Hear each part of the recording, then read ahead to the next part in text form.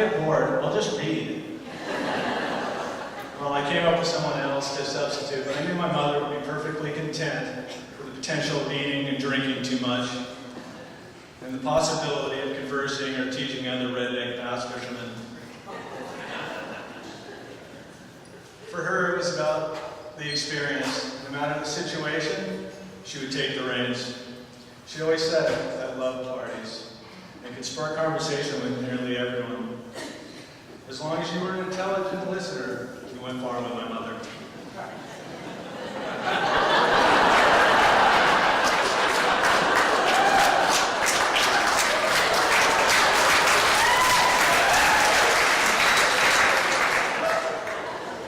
I can't tell you how many times my friends would come up to me and say, God, your mom was so cool. And how fun she was.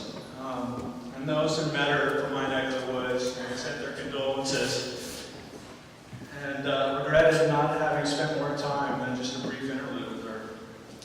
She had an infectious personality. She had the amazing ability to bridge generations.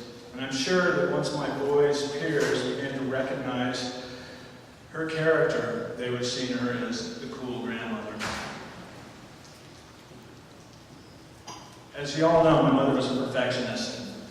However she dedicated herself, she strove to do it just so. Everyone who knew this attribute, or idiosyncrasy, found it amazing, amusing, or sometimes just maddening.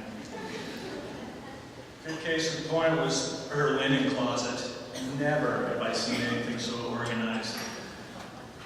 I think it probably would have made Martha Stewart's living if, in the linens portfolio, if it contained a little more floral.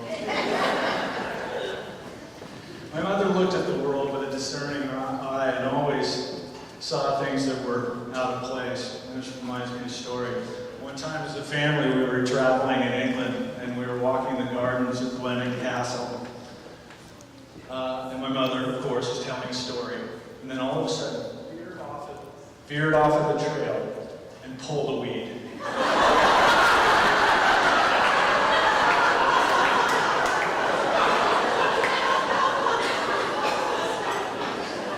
So Jane kidded her that she just plucked the royal weed, and she was certainly going to spend time in the Tower of London. Well, she was undeterred by the family sniggering, and she retorted that the groundskeeper should just be a little more careful.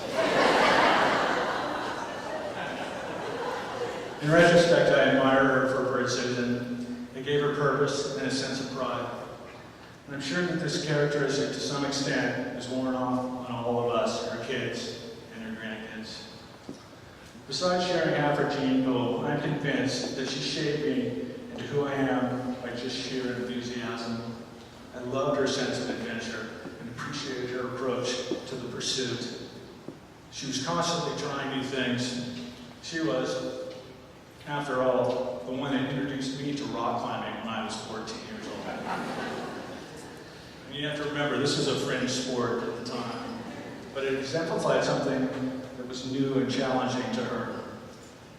As she aged, she gave up the hardcore of sports, but she settled back to the old standbys of biking and skiing, and she still followed the model of work hard and play harder, but added her own twist, and then followed it up with good food. And of course, paired with booze and wine. My mom and I had our fair share of adventures, and by and large, they were joyous, except one where she made me cry, one where I made her cry, and our last one where we both cried.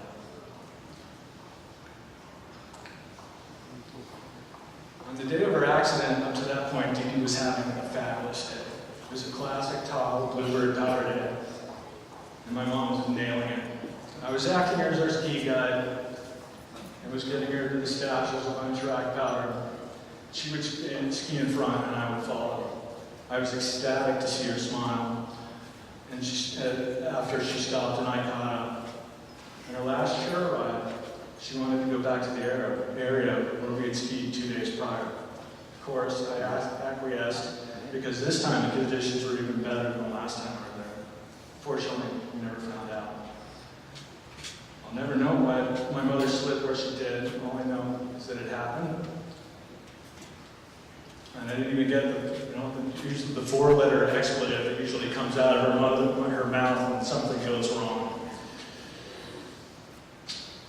After my mother's fault, we were talking and waiting for the ski patrol to show up. And she, of course, was pissed.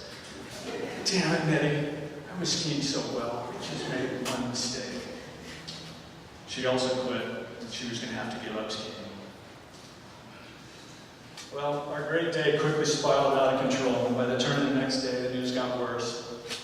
Still, my mother's charismatic personality was having an effect on all those around her. The neurosurgeon performed the spinal stabilization was taken by my mom's spirit. Man, she's really feisty, isn't she? He couldn't believe she was so tough. He thought that most people at her age, and the extent of that injury, wouldn't have made it off that slope. Of course, my mom wouldn't have any of that. Instead, she was going to die on her own terms, surrounded by families and friends. And I guess the strangest thing for all of us, besides seeing her racked up in the hospital, is not having her being able to control the conversation. I commend my mother for staying true to herself and by not living a compromised lifestyle. Throughout the whole ordeal, she was demanding standards. Even when she was making her most important life decision, she put me in my place. I didn't know that I was showing my words when she suddenly yelled at me, "Nettie, stop chomping your gum with your mouth open!" At that point, I knew she still had it. Although I was heartbroken by her ultimate decision, I applaud her for her conviction. She died with dignity and grace as she would have it. And I always think about the adage that she adopted. It's not about quantity, it's about quality.